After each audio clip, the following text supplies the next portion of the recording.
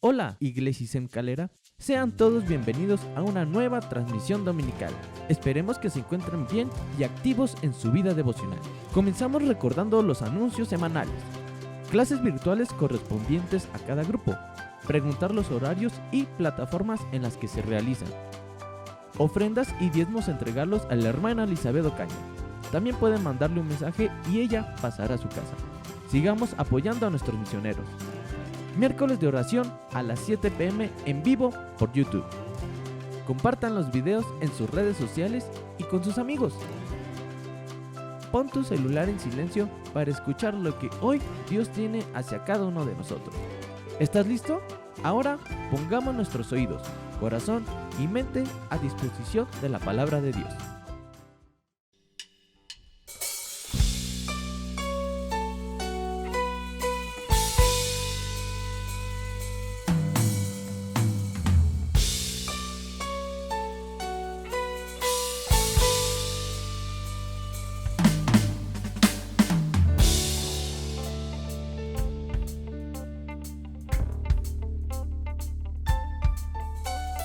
Quiero ser parte de la historia. Quiero ser parte de la historia. Quiero mover a todo el mundo. Quiero mover a todo el mundo. Esta visión me inunde siempre. Esta visión me inunde siempre. Fiel al final de las edades. Fiel al final de las edades. Quiero tu reino ver venir y ver cumplir tu voluntad en la tierra. Yo quiero ver tu reino aquí y ver cumplir tu voluntad en la tierra, así como en el cielo. Creo que fuimos escogidos antes que todo fuera hecho, para llevar fruto abundante, y que seamos pueblo santo. Quiero tu reino ver venir y ver cumplir tu voluntad en la tierra. Yo quiero ver tu reino aquí y ver cumplir tu voluntad en la tierra, así como en el cielo. Hoy es el tiempo de nosotros, para llevar las buenas nuevas, a ser discípulos de Cristo, a las naciones y los pueblos. Quiero tu reino ver venir y ver cumplir tu voluntad en la tierra. Yo quiero ver tu reino aquí y ver cumplir tu voluntad en la tierra, así como en el cielo. Quiero tu reino ver venir y ver cumplir tu voluntad en la tierra. Yo quiero ver tu reino aquí y ver cumplir tu voluntad en la tierra, así como en el cielo.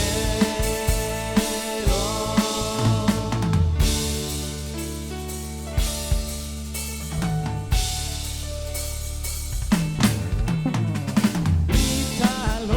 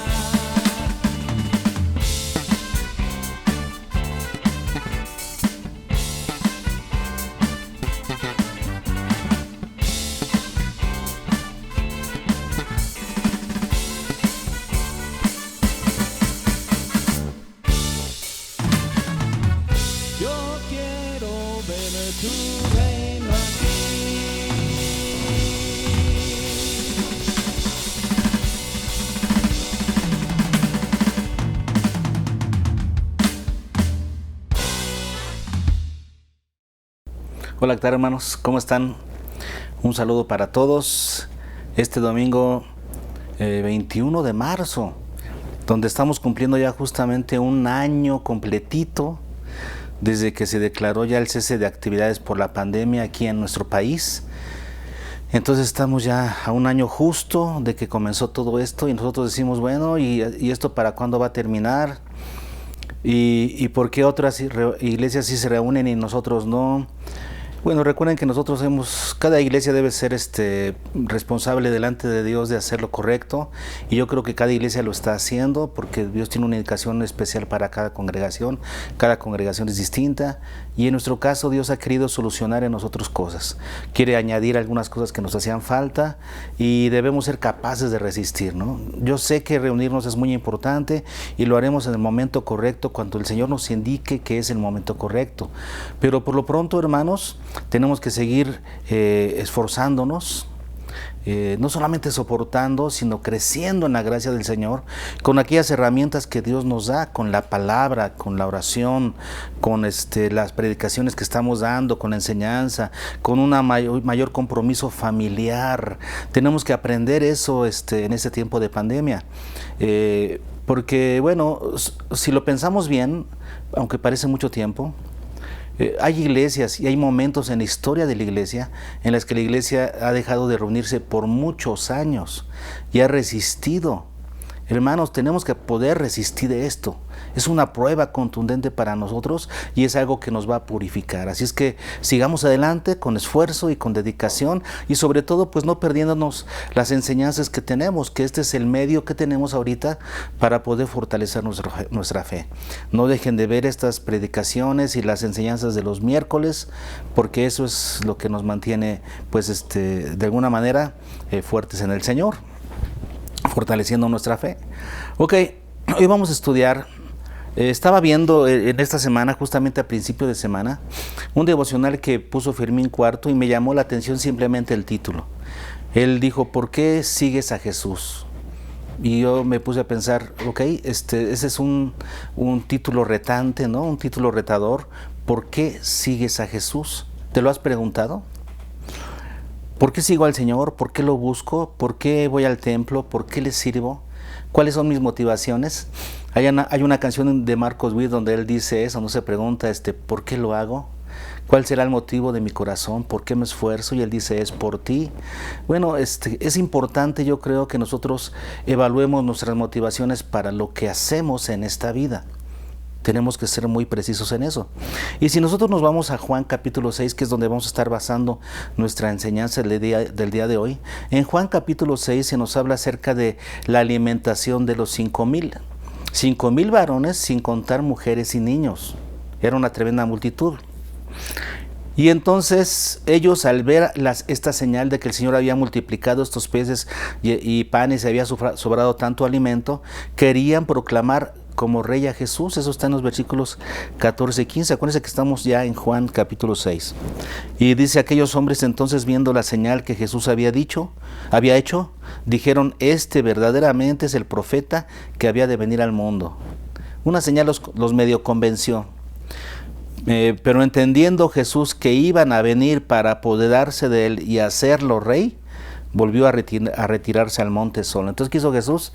Se fue al monte, se retiró, porque vio esta situación, este peligro inminente de que la gente estaba tergiversando las cosas. Entonces Jesús se fue al monte. Mientras tanto, los discípulos tomaron una barca y fueron rumbo a Capernaum, que era donde vivía el Señor.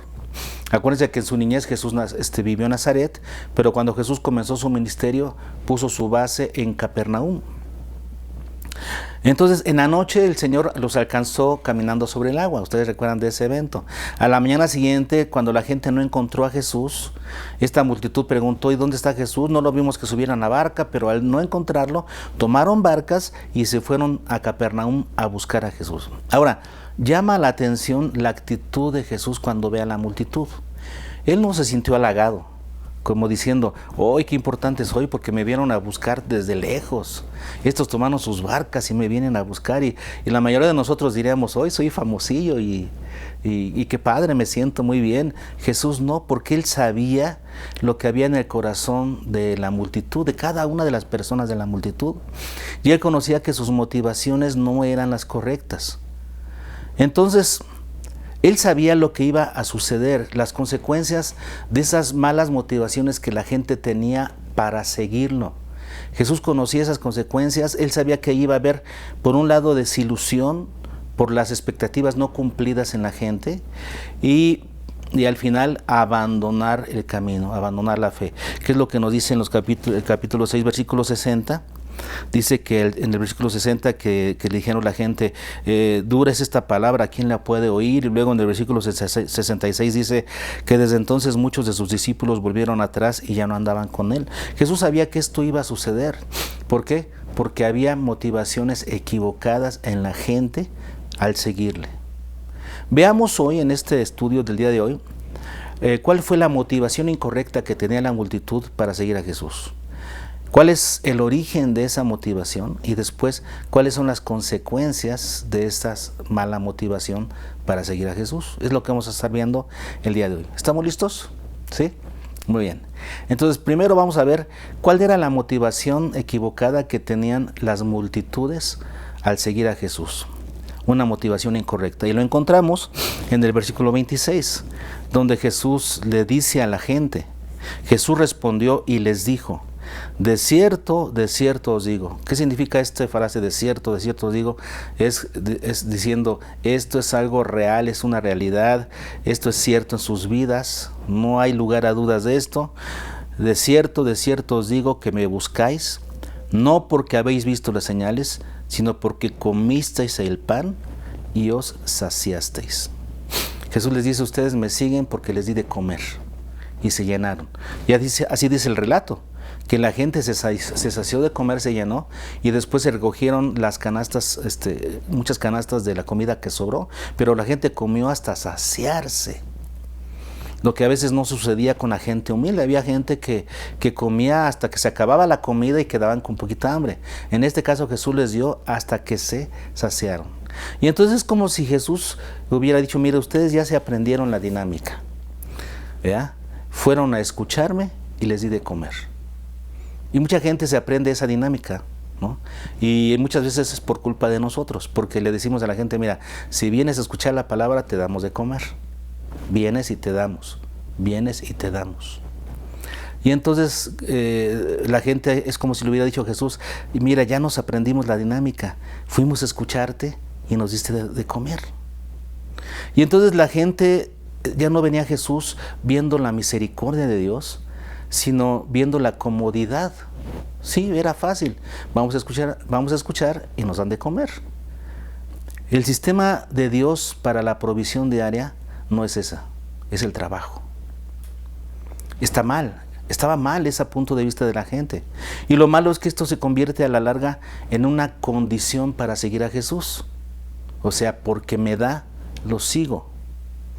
El enfoque correcto de los que siguen a Jesús debe ser lo eterno, no lo material, no lo terrenal.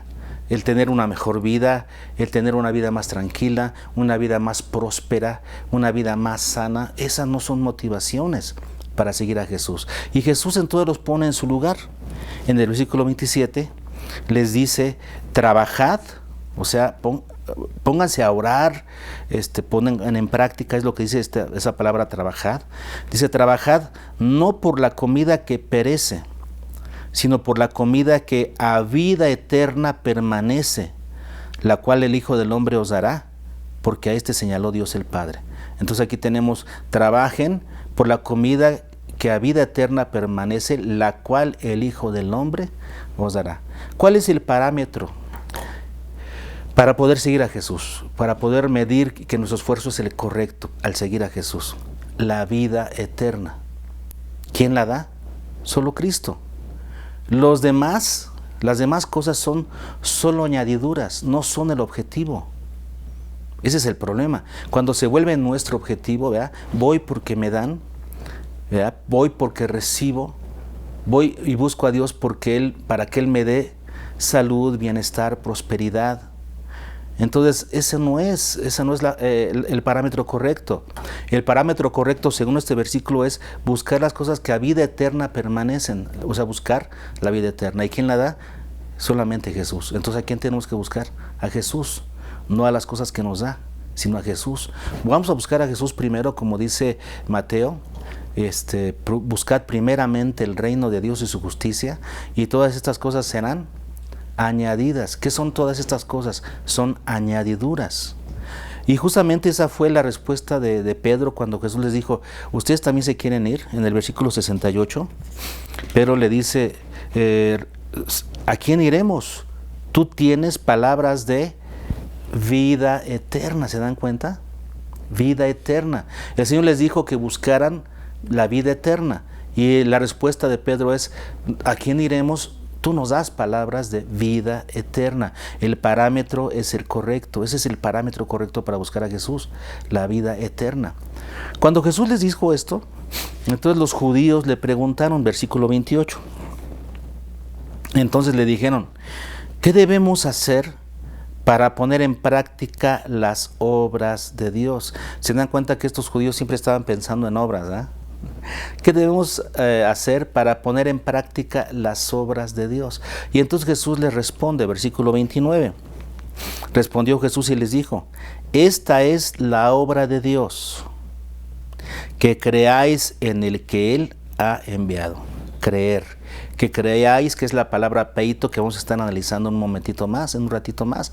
La palabra peito, que creáis, que seáis persuadidos en el que Él ha enviado. Esta es la obra de Dios, que creáis. Entonces, ¿cuál es el enfoque? ¿Las cosas? ¿El bienestar? No, es creer en una persona. Nuestro enfoque, nuestra búsqueda debe de ser una persona. Jesús, Jesús, Jesús. No lo que está alrededor de Jesús, no lo que Jesús te puede dar, como le hemos dicho otras veces, sino lo que Jesús ya nos dio en la cruz, y es lo que vamos a ver ahorita a continuación. Pero no es lo que Jesús nos puede dar. El enfoque no es ese. Sería entonces como una mujer que está enamorada del hombre porque tiene un buen carro y tiene una buena casa y tiene una buena cuenta del banco. Entonces, esta mujer no está enamorada de él, de sus virtudes, sino de las cosas que tiene. ¿Y cuántas personas habrá en las iglesias, en nuestras iglesias, enamoradas de lo que Dios tiene y de lo que Dios les puede dar, pero no enamorados de Él, del Señor? Y aquí nos dice: esta es la obra de Dios, que creáis en Jesús. El enfoque, ¿cuál debe ser? Jesús. Y parece algo muy simple, ¿no? ¿Cuál es la obra de Dios? Que creáis. Parecía muy fácil, pero ¿por qué la gente no puede creer en Jesús? ¿Por qué no? ¿Por qué los judíos en aquel momento no podían creer que ese era el enfoque? Bueno, vamos al segundo punto. Porque esa mala motivación para seguir a Jesús tiene un origen errado, un origen equivocado. ¿Cuál es el origen? La doctrina errada que ellos tenían. Y es que todos tenemos una doctrina, porque ya sea escrita o no, todos tenemos una doctrina por la cual vivimos. ¿Cuál es nuestra doctrina? Aquellas cosas que forman parte de nuestra convicción de vida. Aquellas cosas que nosotros creemos y que son las que nos hacen tomar decisiones y vivir cada día. Todos tenemos convicciones de vida, lo queramos o no. ¿Y cuáles eran las convicciones de vida de estos judíos? Vean lo que dice el versículo 30. Después de que Jesús les dice que la obra de Dios es que crean en Jesús, le dijeron entonces: ¿qué señal pues haces tú para que veamos y creamos? ¿Qué obra haces? Ok, tú dices que la obra de Dios es que creamos en ti, pues haz una señal. Queremos una señal para poder creer en ti. Queremos una señal, una visión física. En 1 Corintios 1:22, el apóstol Pablo, posteriormente a esto, dijo que los judíos piden señales y los griegos buscan sabiduría. Los judíos piden, como que Pablo los conocía bien, ¿verdad? Los judíos piden señales. Y aquí es lo que está pasando. La doctrina de los judíos era esta: danos una señal para que creamos. Y vean qué tipo de señal estaban pidiendo, porque aquí en el versículo 31 se nos aclara un poquito cuál es el tipo de señal que ellos pretendían, que ellos pedían. Porque muchas veces el Señor hace señales, pero no las que nosotros queremos. Y como que los judíos querían una señal justo como la que ellos querían. ¿Cuál es la señal que ellos querían? Vean el versículo 31. Nuestros padres comieron el maná en el desierto, como está escrito, pan del cielo les dio a comer. Es como si le dijeran a Jesús, nuestros padres comieron maná 40 años a través del profeta Moisés. Moisés, nuestro gran profeta, les dio pan del cielo durante 40 años. Y tú nos diste de comer ayer y hoy no nos quieres dar ya. O sea, ¿ya te cansaste de darnos? ¿Tú ya no nos quieres dar pan? Moisés les dio 40 años pan y tú no nos diste pan. Vean el tipo de señal que ellos le estaban diciendo, le estaban pidiendo. Susténtanos un poquito más, por más tiempo, por más años. Susténtanos. Si me das una señal, te amaré. Si me das lo que te pido, entonces te seguiré. Si hoy haces algo por mí, creeré. Esta es la filosofía, esta es la doctrina de los judíos. Ellos no estaban conformes con lo que habían visto de Jesús, querían más y piden señales y pruebas, pero de acuerdo a su propio gusto. Ellos querían ver para creer. Se parecían a Tomás, ¿no? Que cuando Jesús se había aparecido a todos, pero Tomás no estaba, entonces después le dijeron, los discípulos le contaron a Jesús, y él dice, no, hasta que yo no vea, no creeré. Hasta que no ponga mis manos, no toque sus heridas, su costado, no creeré.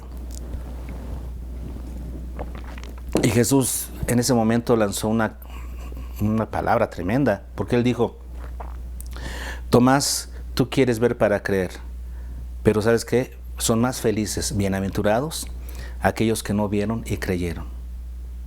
Y los judíos, su filosofía era, quiero ver para creer. Pero ¿saben algo? Es que ya habían visto. En el versículo 36, vean lo que dice el Señor Jesús. Él les dice, mas yo os he dicho que aunque me habéis visto, no creéis. Ustedes ya me han visto. Y es una palabra conjugada, me han visto, es una palabra conjugada en perfecto modo indicativo. Un modo de realidad indicativo y el tiempo perfecto que nos habla de un tiempo, que nos habla de una acción totalmente concluida, perfectamente concluida. Ustedes ya me han visto. Han visto las cosas que abro, las cosas que predico, mi forma de vida. Ustedes ya me han visto y no me han creído. Eso quiere decir, lo que yo les he presentado para que crean, no les ha sido suficiente. Ustedes quieren otro tipo de señales. Quieren que les dé de comer, quieren que los sustente para que crean. Y el día que deje de sustentarlos, dejen de creer. No es así. Yo ya me he presentado ante ustedes como el Mesías. Ustedes me han visto, ya me han visto y no han creído. Y Jesús dice en el versículo 35, se presenta a ellos y les dice, yo soy el pan de vida, o sea, el verdadero pan, dice el versículo 32, Moisés no les dio el pan del cielo, el verdadero pan del cielo soy yo, al que el Padre envió. Yo soy el pan de vida. El que a mí viene nunca tendrá hambre y el que en mí cree no tendrá sed jamás. El Señor se presenta a ellos. El versículo 40 dice, y esta es la voluntad del que me ha enviado, que todo aquel que ve al Hijo y cree en Él. ¿Se acuerdan? Los judíos dijeron, queremos ver para creer. Jesús les dijo, ustedes ya me han visto y no han creído. Y entonces aquí les dice, esta es la voluntad del Padre, que todo aquel que ve al Hijo y cree en Él, tenga vida eterna y yo le resucitaré en el día postrero. Y esa palabra de yo le resucitaré en el día postrero está en el versículo 39, en el 44 y 54. Es una idea constante. Jesús está diciendo, yo lo resucitaré en el día postrero y les daré vida eterna. ¿Pero a quién? A los que ven. Esta es la voluntad del Padre, que todo aquel que ve al Hijo y cree. Y esto lo está diciendo en aquella época, cuando Él estaba con ellos. Ellos debían creer por verlo, por ver sus enseñanzas, por ver su vida, por ver su obra. Ellos podían verlo. Y entonces, esta era la voluntad de Dios, que al verlo, creyeran. Esta palabra, que todo aquel que ve al Hijo, esa palabra ver, significa contemplar detalles. y además está en participio presente. Eso quiere decir con una acción continua y habitual. Todo aquel que ve al Hijo, que lo ve por primera vez y después se le queda viendo porque hace tantas cosas, porque camina de tal manera, porque habla de tal forma, se queda embelesado con su manera de ser. Aquel que lo ve de esa manera constante y luego dice, y cree, también es participio presente, voz activa, que cree de continuo. Ese es el que tiene vida eterna. Y entonces, eso quiere decir, hermanos, que en aquella época no, eso es lo que valía, ver a Jesús y entonces creer en Él. Si tú no estás dispuesto a creer en Él simplemente por verlo, ahora nosotros en nuestra época pues ya no lo vemos, pero lo vemos en el Evangelio. Aquí nosotros ahora tenemos que predicar el Evangelio y creerlo. Si no estás dispuesto a creer en Él por lo que ya hizo en la cruz, si quieres creer por lo que ves, por las señales, por las cosas que Él te da, entonces no eres merecedor de la vida eterna. Si no estás dispuesto a creer en Él por lo que ya hizo en la cruz, entonces no eres digno de la vida eterna. ¿Y suena duro esto? Pero eso es lo que dijo Jesús. Por ejemplo, si vamos a Mateo 10:14, nos salimos un poquito de Juan y vamos a Mateo 10:14, cuando Jesús envía a sus discípulos a predicar el Evangelio, les dio esta instrucción: y si alguno no os recibiere, ni oyere vuestras palabras, salid de aquella casa o ciudad y sacudid el polvo de vuestros pies. No son dignos. Y esas palabras que estoy diciendo ahorita las dijo el apóstol Pablo cuando estaba saliendo de una ciudad que no quiso escuchar. Hechos capítulo 13, versículo 46.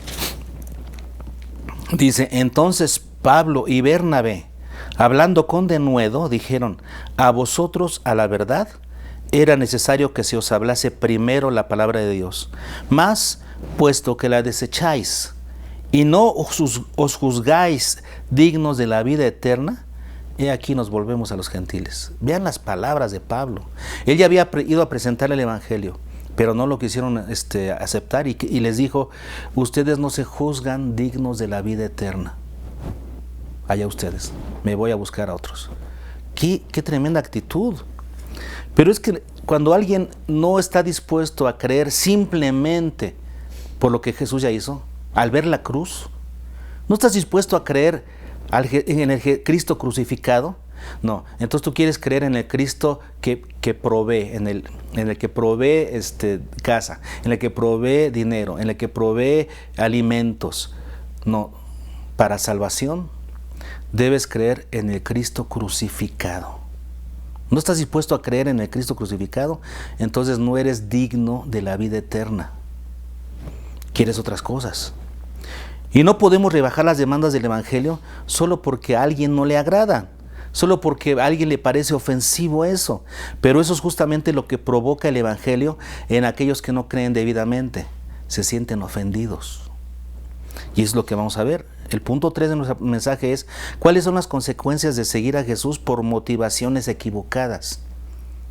¿Cuál es la consecuencia? Que la gente se sienta ofendida y se vaya. Vean lo que pasa aquí. Cuando alguien busca a Jesús por motivaciones incorrectas, porque se le presentó un evangelio diferente, sí, porque cuando se le presenta un evangelio diferente es cuando tienen esas expectativas erradas. Piensan que Dios está a su servicio. Creen que el propósito de esta vida es su felicidad, que Dios trabaja para traer su felicidad, que espera que Dios cuide su salud, finanzas y seguridad, y todo eso como una condición para seguir a Jesús y servir a Jesús. El servicio a Dios y el amor a Dios está condicionado a que Dios les dé lo que ellos esperan. Entonces, esa es una consecuencia esperada en aquellos que tienen una motivación equivocada para seguir a Jesús, porque no se les ha presentado un evangelio correcto. Entonces, cuando Jesús dice palabras fuertes de lo que verdaderamente significa seguirle, se sienten ofendidos y se van. Y a Jesús le pasó varias veces lo que a nosotros nos pasa cuando presentamos el evangelio. No todos quieren, y el evangelio es para pocos. Pero aquí eso es lo que sucedió con Jesús, y repito, no solamente en esta ocasión. En el versículo 61, Jesús dice, sabiendo Jesús en sí mismo que sus discípulos murmuraban esto, ¿qué es lo que murmuraban? En el versículo 60 dice, al oírlas, muchos de sus discípulos dijeron, dura es esta palabra, ¿quién la puede oír? Y entonces cuando Jesús sabe que ellos estaban murmurando esto, les dijo, ¿esto les ofende? Así les dijo Jesús. ¿Se sienten ofendidos por estas palabras desafiantes que estoy diciendo? Porque en 1 Corintios 1:22, donde el apóstol Pablo está diciendo que los judíos piden señales y los gentiles buscan sabiduría, en el versículo que sigue, en el 23, dice que el evangelio correcto es tropiezo para los judíos, tropezadero para los judíos, y es locura para los gentiles. Sí, porque ellos buscan otras cosas. Y si ellos no escuchan la palabra con fe para que el Espíritu Santo los transforme, para ellos el evangelio es tropezadero y locura. ¿Y qué pasa entonces? Lo que pasó con estos judíos en la época de Jesús, según el versículo 66, dice, desde entonces muchos de sus discípulos, no solamente de la multitud, la multitud se fue corriendo, pero también muchos de sus discípulos, muchos de los que le seguían, volvieron atrás y ya no andaban con él. Ah, caray, discípulos, gente de la iglesia, que al no ver cumplidas sus expectativas se fueron. ¿Qué había dicho Jesús que había sido tan ofensivo como para que se fueran? ¿Qué es lo que Jesús les dijo? Para que aún sus seguidores se fueran. ¿Saben qué fue? Versículo 51. Jesús les dice, yo soy el pan vivo que descendió del cielo. Si alguno comiere de este pan, vivirá para siempre. Y el pan que yo daré es mi carne, la cual yo daré por la vida de este mundo. Lo que le estaba diciendo es, aquel que me come, que come mi carne. Entonces ellos, para empezar, se sintieron ofendidos porque no entendieron que era algo figurado. En el versículo 52 dice, entonces los judíos contendían entre sí diciendo, ¿cómo puede darnos a comer su carne? Pues por supuesto que Jesús no está hablando de su carne física, pero ¿qué es lo que estaba diciendo? ¿Qué significa comer su carne y beber su sangre? ¿Qué significa? Son símbolos de su obra.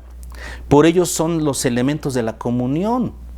Y en 1 Corintios 11, 24 y 25, donde el apóstol Pablo está haciendo una remembranza de lo que sucedió el día que comió Pascua Jesús con sus discípulos y donde instituyó la comunión, el apóstol Pablo lo resume de una manera muy sencilla. Dice, el pan representa el cuerpo molido por nuestras transgresiones. Aquel que coma de mi carne, dijo Jesús, o sea, que entienda que el cuerpo de Jesús, que era perfecto, que la vida de Jesús, de un hombre que no cometió pecado, fue molida por nuestras transgresiones. Romanos 8:3 dice que cuando Jesús estuvo aquí en la tierra, vivió una vida perfecta para condenar al pecado en la carne, en su propio terreno. Ya lo hemos estudiado en otras ocasiones. Entonces el pan representa el cuerpo molido de Jesús por nuestras transgresiones. Y luego el vino que representa. El vino representa el nuevo pacto. O sea, esa sangre derramada representa el nuevo pacto en el Señor. ¿Cuál es el nuevo pacto? Que el precio ya fue pagado. Que las transgresiones son perdonadas. Que la vida eterna nos es dada. Entonces, ¿qué representa comer su carne y beber su sangre? Implica creer, hacer parte de nosotros, estar plenamente identificados con nuestro Señor, al grado tal, hermanos, de que después de haber comprendido el significado de su muerte en la cruz, nosotros ya no vivimos para nosotros, sino para Él. Y eso significa creer, comer su carne y beber su sangre, y ellos lo entendieron, por eso se sintieron ofendidos, porque entonces Jesús les dijo, ustedes lo que necesitan es buscarme a mí, que soy el que doy la vida eterna, no buscar la comida que les doy. Se sintieron ofendidos. Porque Jesús lo que está diciendo es, el que coma mi carne y beba mi sangre, no el que viene a buscarme para que le dé de comer. No, el que come mi carne y bebe mi sangre, el que se identifica conmigo a tal grado que ahora vive para mí. ¡Ah, qué duro! ¿Sí es confrontador? Claro que sí es confrontador. Solamente aquellos que creen, verdaderamente creen, son aquellos que ahora viven para el Señor. Eso nos lo dice en 2 Corintios 5:15. ¿Qué nos dice 2 Corintios 5:15? Vamos a leerlo, es un texto favorito, de mis favoritos, y ustedes lo pueden anotar para que se lo aprendan. Vean lo que dice 5:15. 2 Corintios, ya estoy aquí en primera. 2 Corintios 5:15, y dice: y por todos murió, para que los que vivan ya no vivan para sí, sino para aquel que murió y resucitó por ellos. ¿Qué significa creer? Es aceptar, identificarnos con la muerte de Cristo a tal grado que su muerte es nuestra muerte. Ya no vivimos para nosotros, ahora vivimos para aquel que murió y resucitó por nosotros. Y justamente esa fue la respuesta del apóstol Pedro cuando Jesús les dijo a sus discípulos: ¿y ustedes también se quieren ir? Sí, cuando Jesús vio que varios de sus discípulos estaban yendo para ya no estar más con el Señor, Jesús les dice: ¿ustedes también se quieren ir? Versículo 67. ¿Queréis acaso iros también vosotros? Y entonces, ¿qué le respondió Pedro? Señor, ¿a quién iremos? Tú tienes palabras de vida eterna. Y luego lo importante, el 69. Y nosotros hemos creído y conocemos que tú eres el Cristo, el Hijo del Dios viviente. Aquí está. Esta es la razón que tenían los discípulos de Jesús, Pedro, Juan, los discípulos más cercanos de Jesús. Esta era su razón para quedarse. Esta era su motivación para permanecer a pesar de las pruebas, siguiendo y sirviendo a Jesús. Estas palabras de Pedro nos dan la clave de cuál es la razón correcta para seguir a Jesús. Dice: nosotros hemos creído y conocemos. Ahí está. Hemos creído y conocemos. Y quiero tomarme un tiempecito para explicar estos dos términos, porque son la clave para darle un buen cierre a esta predicación, para que entendamos todo este punto. Nosotros hemos creído y conocemos. Para empezar, estos dos verbos están conjugados en tiempo perfecto. El tiempo perfecto. Y el tiempo perfecto nos indica una acción totalmente concluida, una acción totalmente terminada y que por lo tanto tiene efectos en el presente. Una acción ya concluida y por lo tanto con efectos para nosotros en el presente. Dice el apóstol Pedro: nosotros hemos creído, completamente hemos creído en ti. Y además te conocemos. Una acción perfecta, concluida. ¿Se dan cuenta? Ahora, estas dos palabras griegas me llamaron la atención y me puse a estudiarlas para saber cuáles eran las palabras griegas utilizadas, porque esto es clave. Esta palabra hemos creído es la palabra que viene de la raíz peito, porque existe otra raíz para creer, para el verbo creer, que es la palabra pisteuo. Pisteuo significa simplemente tener una serie de creencias. Pero peito nos habla más del proceso que te hizo llegar a creer. La palabra peito significa ser persuadido cuando está en voz pasiva. Significa haber sido persuadido de algo, haber sido convencido de algo. Y dice el apóstol Pedro: nosotros ya hemos creído, o sea, hemos sido plenamente convencidos, tiempo perfecto, completamente convencidos. Ya entramos a un proceso de convencimiento y ahora estamos completamente convencidos. ¿Quién realiza esa obra de convencimiento? Ya lo vimos en una predicación anterior. El Espíritu Santo convence al mundo de pecado, de justicia y de juicio. El Espíritu Santo se encarga de convencernos, claro, aquellos que escuchan el Evangelio. Ahí viene la importancia de que nosotros prediquemos el Evangelio, porque Jesús ya no está con nosotros para poder ver y creer.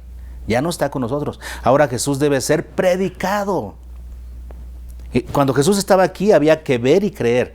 Hoy en día Jesús tiene que ser predicado para que la gente pueda creer. Pero cuando tú predicas el Evangelio correctamente, le das al Espíritu Santo las herramientas para trabajar en las personas. ¿Se acuerdan que dijimos eso? Y entonces el Espíritu Santo es el que se encarga de hacer esa labor de convencimiento.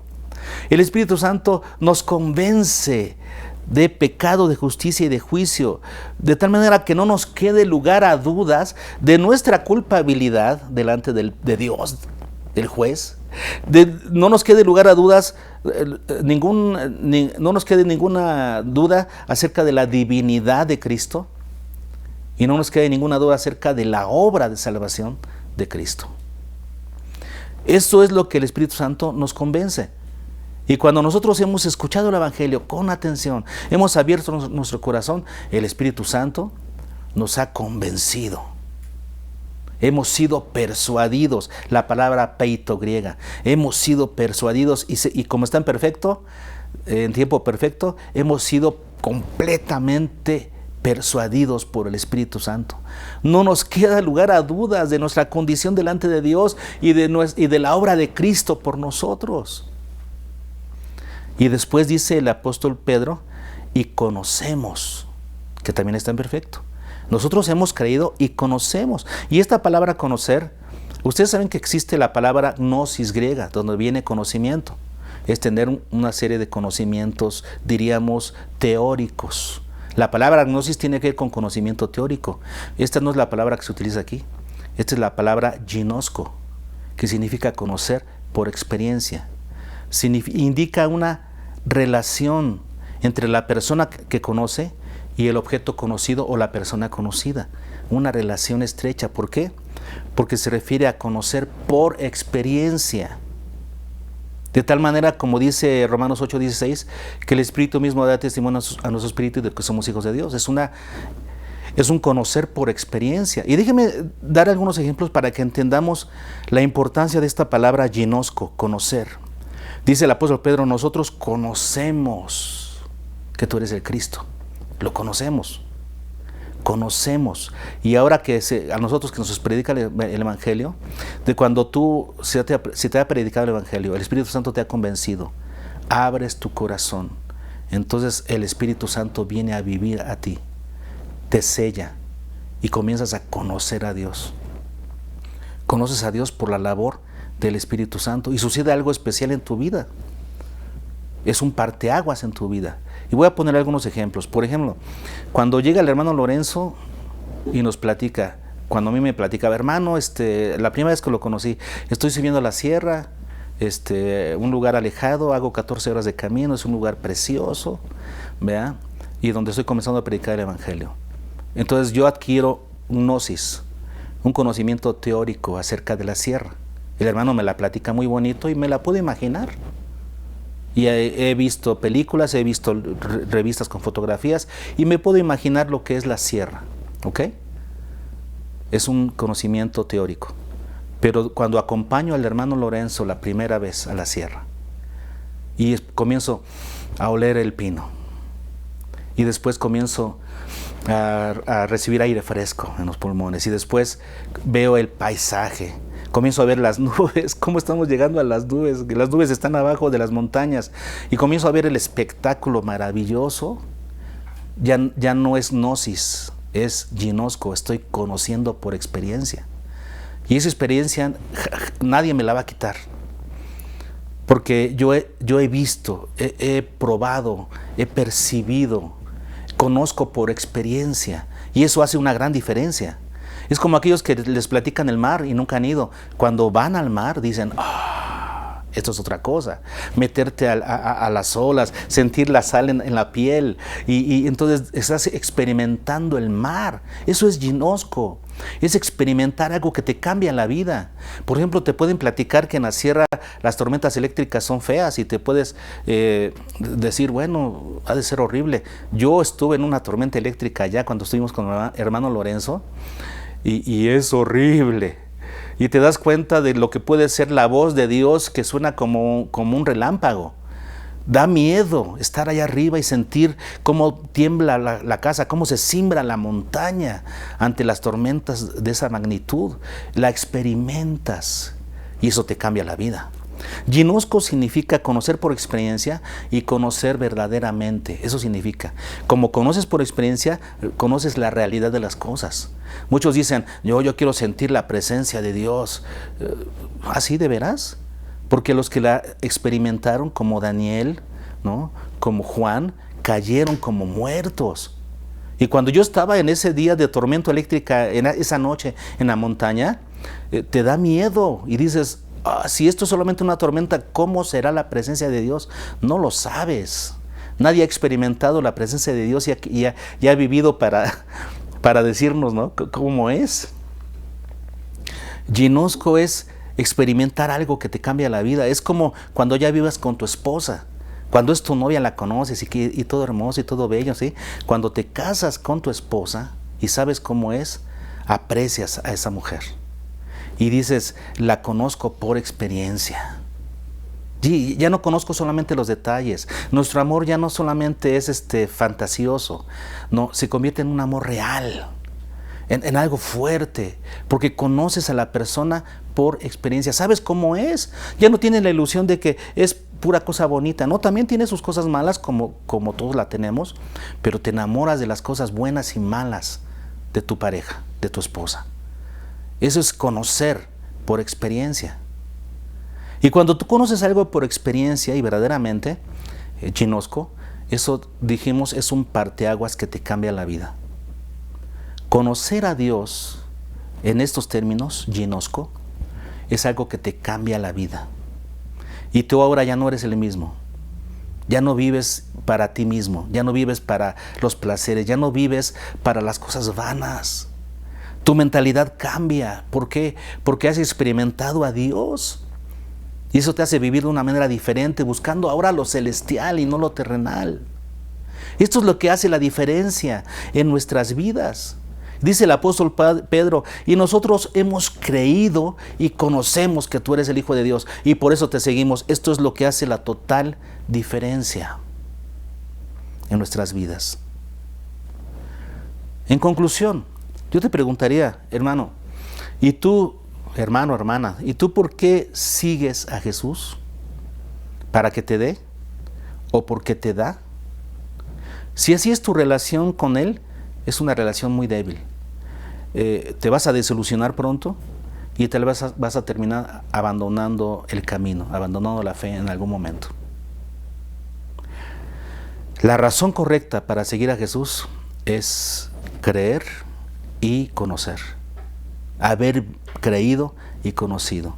Cuando tú has sido persuadido por el Espíritu Santo de tu culpabilidad delante de Dios, pero de que el Hijo de Dios vino a este mundo para vivir una vida perfecta y poder entregarse en una inocencia, siendo inocente, poder haberse entregado por nosotros en la cruz para una obra perfecta de salvación. Cuando tú entiendes eso, cuando eres persuadido del Espíritu Santo en ese sentido, cuando tú has conocido por experiencia al Señor, por la presencia del Espíritu Santo en tu vida, lo cual hace un parteaguas, entonces esa es tu verdadera motivación para seguir al Señor.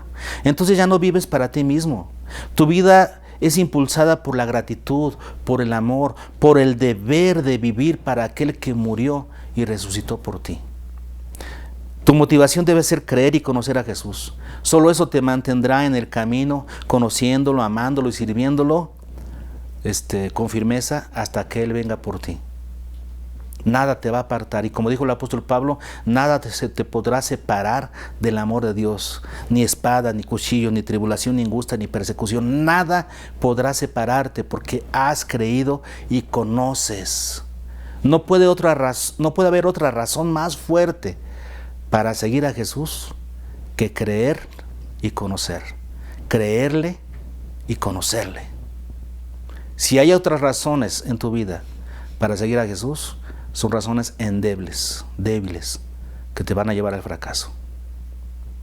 ¿Por qué sigues a Jesús? Contéstalo. Dios te bendiga y nos vemos en la próxima.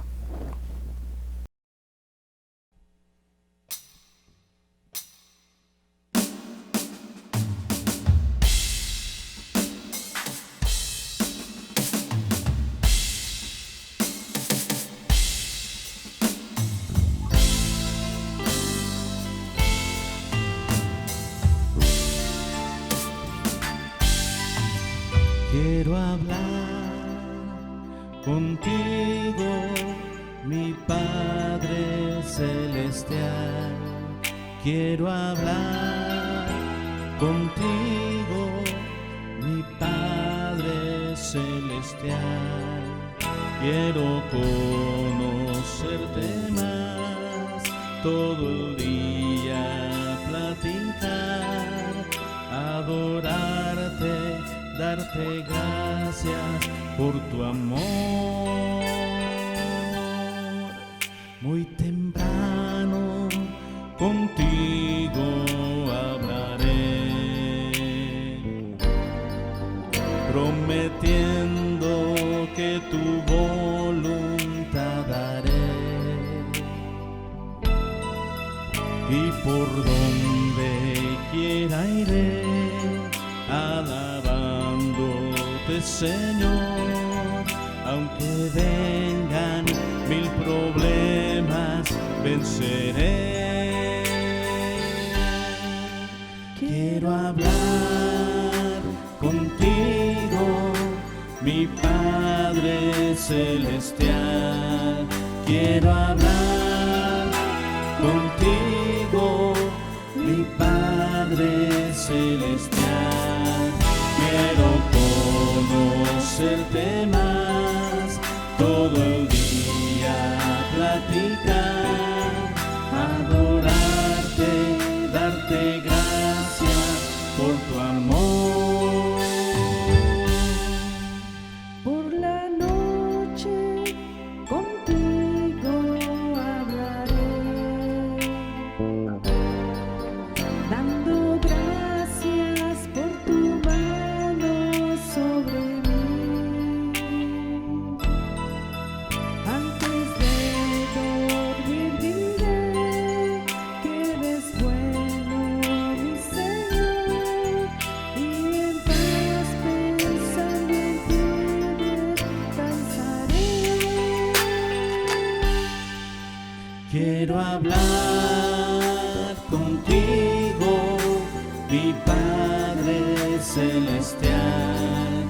Quiero hablar contigo, mi Padre Celestial. Quiero conocerte más, todo el día platicar, adorarte, darte gracias por tu amor. Adorarte, darte gracias por tu amor.